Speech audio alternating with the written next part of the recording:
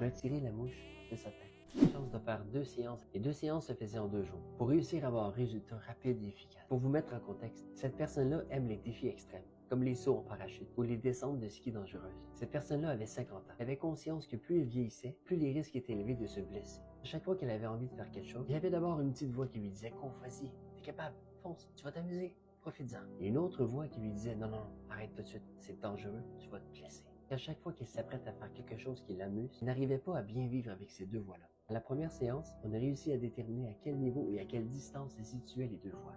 Ensuite vient la deuxième journée, la deuxième séance. Et je vous mets une parenthèse pour vous dire à quel point c'est utile de faire des suivis avec son client. Prenant conscience que les deux voix dans sa tête étaient deux parties d'elle, l'une qui était plutôt dominante, qui était toujours prête aux grands défis, et l'autre qu'elle appelait elle-même la mouche parce qu'elle passait toujours son temps à tourner autour de sa tête. Et c'était toujours elle qui prenait le dessus. Prenant conscience que c'était deux parties d'elle-même qui n'arrivaient pas à bien s'entendre, j'ai voulu commencer la deuxième séance avec une stratégie, en amenant tout simplement une autre partie d'elle pour régler le conflit. Son but pour elle à la fin de la deuxième séance, c'était de réussir à trouver plus de légèreté, plus d'apaisement, plus de sérénité, parce qu'elle voulait pas s'empêcher de faire des défis extrêmes, mais par contre la mouche pesait lourd dans son esprit.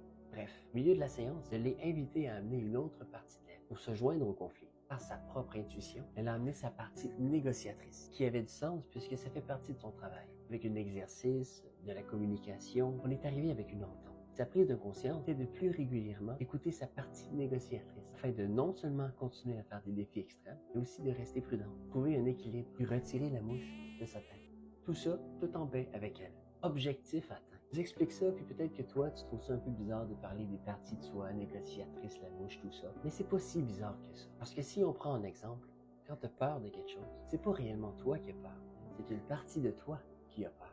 En sachant ça, on peut y trouver déjà une certaine distance par rapport à la peur. Et on peut également jouer avec ça. Qu'est-ce qui peut apaiser ta peur, par exemple?